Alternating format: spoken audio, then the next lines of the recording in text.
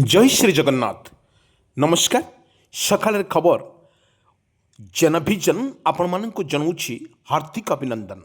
आसतु आज 11 तारिख शनिवार कौन रही पाणीपागर खबर एवं 14 तारिख लघुचाप नहीं ओडिशा कौन रही यार प्रभाव आसतु पूरा खबर पर नजर पकई नवा। दर्शक बंधु सृष्टि है आउ एक घूर्णिबलय 7 दिन जाए प्रबल वर्षा जारी है वार्निंग। बर्तमान जहाँ वेस्ट बेंगल एवं तार पाखापाखि बांग्लादेश उपरे एक घूर्णिबलय सृष्टि होती समुद्र पतन ठारू 4.5 रु 5.8 किलोमीटर उच्चरे एक सक्रिय रही तेबे पाग अनुकूल थिबारु लघुचाप सृष्टि होई पारे बोली आंचलिक पाणीपाग विज्ञान केन्द्र पक्षर सूचना मध्य दि जाइछि। दर्शक बंधु फल आसंता 7 दिन जाए राज्य में घड़घड़ी सहित वर्षा लगी रहा।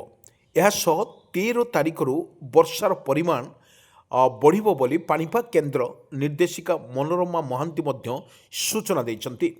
वर्तमान जहाँ अपडेट खबर सामना को आसूची दर्शक बंधु राज्य में विभिन्न जिले में वर्षा होता बेले वर्तमान आज हालुकारु मध्यम धरणर वर्षा होगा नहीं पूर्वान कर सहित सुंदरगढ़ केन्दुझर एवं मयूरभंज जिले में किछि स्थान में वर्षा सहित घड़घड़ी बिजुलीर झटका पवन बहिबार मध्य संभावना रहुथुवा एर्लो वार्निंग जारी करिछि भारतीय पाणीपाग विभाग आंचलिक पाणीपाग विज्ञान केन्द्र। दर्शक बंधु जो भाव में राज्य में 7 दिन जाए वर्षार संभावना 13 रु बढ़ वर्षार परिमाण किंतु बंगे पश्चिमबंगर आखापाखिर बांग्लादेश उपरि घूर्णिबल रही समुद्र ठारू किछि बेगरे यह सक्रिय रही प्रभाव में आगामी 7 दिन जाए वर्षा जारी रहिब संभावना।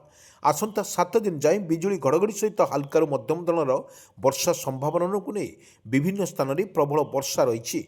आसंता 24 घंटे 9टी जिले में हालुकारु मध्यम जिले में मध्यम धरणर वर्षा संभावना नहीं येलो वार्निंग जारी करिछि। या सहित बिजुली घड़घड़ी सहित घंटा प्रति 30 रु 40 किलोमीटर बेगरे बहीपे आसंता 13 रु प्रबल वर्षा संभावना रही किंतु 16 तारिख जाए राज्य में वर्षार चेतावनी जारी कर अन्यपटे सुंदरगढ़ गुंडीचारे सर्वाधिक 71 मिमी वर्षा रेकर्ड कर जून 1 रु एवं राज्य में 341 मिली वर्षा रेकर्ड कर स्वाभाविक वर्षार 12% अधिक वर्षा रेकर्ड कर मौसम वर्षार एदवत 6टी जिले में वर्तमान जो अत्याधिक वर्षा रेकर्ड कर 15 जिला को स्वाभाविक वर्षा होती 4 जिला को मयूरभंज बालेश्वर देवगढ़ संबलपुर नियटाए वर्षा रेकर्ड कर कहूँ एक लघुचाप जनित वर्षार ओडिशा पर काय विस्तार कर निश्चित भाव में पुणी दुर्बल होउछि मौसम प्रबल वर्षा पर एबे एलिनोर भय रही किंतु भारतर दक्षिण पश्चिम मौसुमी वायुर एक चमत्कार प्रत्यावर्तन पर पुणी थे परिमाण ह्रास पाइबार पर पूर्वान कर विगत 9 दिन धरी क्रमागत भाव में होउथुवा प्रबल वर्षा जो देश में स्वाभाविक वर्षार नियंटाई स्थिति सुधरी प्राय 14.3% आसीथिला। मात्र यह विफल प्रत्यावर्तन अल्प दिनिकिया प्रमाणित हो पारे बोली परिमाण पाणीपाग विशेषज्ञ माने चेतावनी देइछन्ति। प्रशांत महासागर में सक्रिय थिबा एलिनो प्रभाव जो मौसम पुणी थरे दुर्बल होगा जाउछि यार चाष कार्य उपरे प्रतिकूल प्रभाव पकाइबो जो भावे प्रशांत महासागर रे किंतु पाणीपाग विभाग आकलन अनुसार जुलाई 10 रु जुलाई 15 मध्य देशर उत्तर पश्चिम और केन्द्र भाग में समस्त पश्चिम उपकूल अंचल में वर्षार परिमाण यथेष्ट कमिज वर्तमान सक्रिय थिबा लघुचाप बलय पूर्वल को नहीं दूरे जाउथुवा एभरी एक स्थिति उपजुची किंतु सैटेलाइट चित्रु जनापड़ी जे देशर मुख्य मौसुमी मंडल में बादलर परिमाण ह्रास पाइबार लगी किंतु जुलाईर मध्यभाग सुधा देशर सामग्री वर्षार परिमाण पुणी थे स्वाभाविक कम वर्षार खसी जापे ताहा निकट में धान एवं अन्यान्य खरीफ फसल बुणुथुवा चाषी बड़ चिंतार कारण पाल्टिछि। दर्शक बंधु किंतु कृषि विशेषज्ञ मतरे चाष कार्य केवल सामग्री वर्षार परिमाण नुहे बरं सठिक समय वर्षा हेबा निहाती आवश्यक।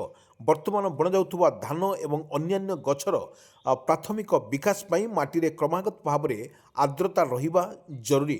फसल बुणा सरिबा मात्रे जदि दीर्घ दिन धरी वर्षा न हुए तेबे ଜଳସେଚନ ବ୍ୟବସ୍ଥା ନଥିବା ଅଞ୍ଚଳରେ ଛୋଟ ଛୋଟ ଗଛଗୁଡ଼ିକ ନଷ୍ଟ ହୋଇଯିବାର ଆଶଙ୍କା ରହିଛି।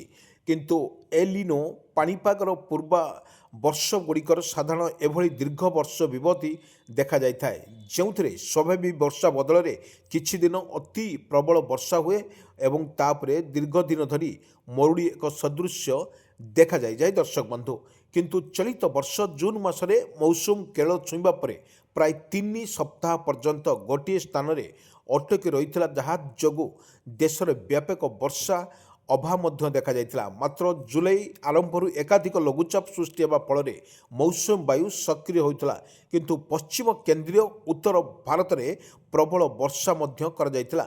ଏହାପରେ ଜଳାଶୟଗୁଡ଼ିକକୁ ଜଳସ୍ତର ବୃଦ୍ଧି ପାଇବା ସହ ଚାଷ କାର୍ଯ୍ୟ ଏକ ତ୍ୱରାନ୍ୱିତ ହୋଇଥିଲା। ବର୍ତ୍ତମାନ ପାଣିପାଗ ବିଭାଗର କହିବା ଅନୁଯାୟୀ ମୌସୁମୀ ଅତ୍ୟନ୍ତ ଅସ୍ଥିର ଅବସ୍ଥାରେ ରହିଛି। ତାକୁ ନେଇ ବର୍ତ୍ତମାନ ଆକଳନ ମଧ୍ୟ କରୁଛି ଭାରତୀୟ ପାଣିପାଗ ବିଭାଗ। ଭାରତ ପାଣିପାଗ ବିଭାଗ ତରଫରୁ ଯେଉଁ ଆକଳନ କରାଯାଇଛି ସୁପର ଏଲିନୋ, ପ୍ରଶାନ୍ତ ମହାସାଗରରେ ଯେଉଁ ସୁପର ଏଲିନୋକୁ ନେଇ ବର୍ତ୍ତମାନ ଚିନ୍ତାରେ ରହିଛି, କିନ୍ତୁ ମୌସୁମୀ ବର୍ତ୍ତମାନ ଦୁର୍ବଳ ରହୁଛି।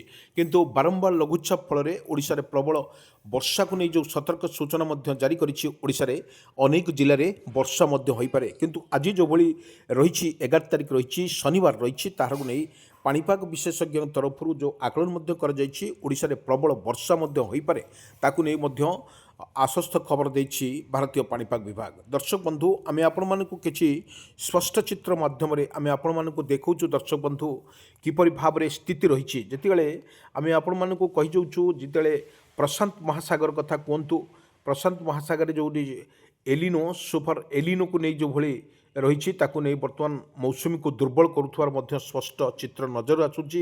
ଯାହା ସାଟେଲାଇଟ୍ ମାଧ୍ୟମରେ ଆମେ ଆପଣମାନଙ୍କୁ କହି ରଖୁଛୁ, ଲଘୁଚାପ ଜନିତ ବର୍ଷାରେ ବର୍ତ୍ତମାନ ଓଡ଼ିଶା ଭିଜିବ। ପାଖାପାଖି 14 ତାରିଖ ବେଳକୁ ଓଡ଼ିଶାରେ ପୁଣି ଏକ ଲଘୁଚାପ ପାଖାପାଖି ଘୂର୍ଣ୍ଣିବଳୟ ସୃଷ୍ଟି ହୋଇସାରିଛି। ତାହା ମଧ୍ୟ ବର୍ତ୍ତମାନ ଯେଉଁ 14 ତାରିଖରେ ବର୍ତ୍ତମାନ ରହିଛି, 16 ତାରିଖରେ ମହାପ୍ରଭୁ ରଥଯାତ୍ରା ରହିଛି। କିନ୍ତୁ ଯାହା ଆକଳନ କରିଛି ଭାରତୀୟ ପାଣିପାଗ ବିଭାଗ, ଗୋଟେ ସପ୍ତାହ ଧରି ଓଡ଼ିଶାରେ ପ୍ରବଳ ଛେଚିବ ବୋଲି ମଧ୍ୟ ଆକଳନ କରିଛି। କିନ୍ତୁ ରବିବାର ଦିନ ଏଭଳି ଏକ ବର୍ଷାର ପରିମାଣ ଅଧିକ ବଢ଼ିବ ବୋଲି ମଧ୍ୟ ଆକଳନ କରିଛି ଭାରତୀୟ ପାଣିପାଗ ବିଭାଗ। କିନ୍ତୁ ଭାରତୀୟ ପାଣିପାଗ ତାର ଆକଳନ କରିଛି ଦର୍ଶକ ବନ୍ଧୁ, ଓଡ଼ିଶାରେ ଅନେକ ଜିଲ୍ଲା ରହିଛି, ସେଥିମଧ୍ୟରୁ ବର୍ଷା ବିଜୁଳି ଘଡ଼ଘଡ଼ି ସହିତ ବର୍ଷାର ସମ୍ଭାବନାକୁ ଆଖି ଆଗରେ ରଖି ଭାରତୀୟ ପାଣିପାଗ ତାର ପୂର୍ବାନ କରିଛି। ଦର୍ଶକ ବନ୍ଧୁ, କିଛି ସ୍ଥାନରେ ହାଲକାରୁ ମଧ୍ୟମ ଧରଣର ବର୍ଷା ସହିତ ବିଜୁଳି ଘଡ଼ଘଡ଼ି ସହିତ ବର୍ଷାର ସମ୍ଭାବନାକୁ ନେଇ ଭାରତୀୟ ପାଣିପାଗ ତାର ପୂର୍ବାନ କରିଛି। ଦର୍ଶକ ବନ୍ଧୁ, ଆମେ ଆପଣମାନଙ୍କୁ କହି ରଖୁଛୁ, ବର୍ତ୍ତମାନ ଲଗାତାର ଭାବରେ ଗୋଟିଏ ଲଘୁଚାପ ସୃଷ୍ଟି ହୋଇସାରିଲା ପରେ ଓଡ଼ିଶାର କିଛି ପରିମାଣରେ କ୍ଷତିଗ୍ରସ୍ତ ହୋଇଛି ଏବଂ ଅନେକ ଜାଗାରେ ମଧ୍ୟ ବର୍ଷାର ଘାଇ ଭାଙ୍ଗିଛି ଏବଂ ଘରଦ୍ୱାର ଭାଙ୍ଗିଛି। ବର୍ତ୍ତମାନ ତାହା ଲଗାଣ ବର୍ଷା ପାଖାପାଖି ରହିଥିଲା, କିନ୍ତୁ ପରେ ପରେ ଯେତେବେଳେ ବର୍ଷାର ତାଣ୍ଡବ ଲୀଳା ସରିଛି ଏବଂ ଲଘୁଚାପ ସରିଛି, ପୁଣି ଏକ ଲଘୁଚାପ ଘୂର୍ଣ୍ଣିବଳୟ ସୃଷ୍ଟି ହୋଇସାରିଛି। ପୁଣି ଏକ ଲଘୁଚାପ କ୍ଷେତ୍ର ବଙ୍ଗୋପସାଗରରେ ସୃଷ୍ଟି ହେବ 14 ତାରିଖ। ତାହା ଏକ ସକ୍ରିୟ ରହିଛି। ଘୂର୍ଣ୍ଣିବଳୟ ସକ୍ରିୟ ଫଳରେ ଲଘୁଚାପରେ ରୂପ ନେଇପାରେ। ତାକୁ ନେଇ ମଧ୍ୟ ସମୁଦ୍ର ମଧ୍ୟ ଅଶାନ୍ତ ରହିଛି। ଏହି ଅଶାନ୍ତ ଫଳରେ ମତ୍ସ୍ୟଜୀବୀମାନଙ୍କ ପାଇଁ ମଧ୍ୟ 14ରୁ 17 କିମ୍ବା 18 ତାରିଖ ପର୍ଯ୍ୟନ୍ତ ମତ୍ସ୍ୟଜୀବୀଙ୍କୁ ମଧ୍ୟ ସତର୍କ ସୂଚନା ଜାରି କରିଛି ଏସ୍ଆର୍ସି। ତାହା ମଧ୍ୟ କହିଛି ପାଣିପାଗ ବିଶେଷଜ୍ଞ ତରଫରୁ ଯେଉଁ ଆକଳନ କରାଯାଇଛି, ଓଡ଼ିଶାରେ ଅନେକ ଜିଲ୍ଲାରେ ବର୍ଷା ଏବଂ ବିଜୁଳି ଘଡ଼ଘଡ଼ି ସହିତ ବର୍ଷାର ସମ୍ଭାବନାକୁ ଆଖି ଆଗରେ ରଖି ଭାରତୀୟ ପାଣିପାଗ ତାର ପୂର୍ବାନ କରିଛି। ଦର୍ଶକ ବନ୍ଧୁ, ଆମେ କିଛି ସ୍ଥାନରେ ହାଲକାରୁ ମଧ୍ୟମ ଧରଣର ବର୍ଷା ସହିତ ବିଜୁଳି ଘଡ଼ଘଡ଼ି ସହିତ ବର୍ଷାର ମଧ୍ୟ ସମ୍ଭାବନା ଲାଗି ଚେତାବନୀ ଦିଆଯାଇଛି।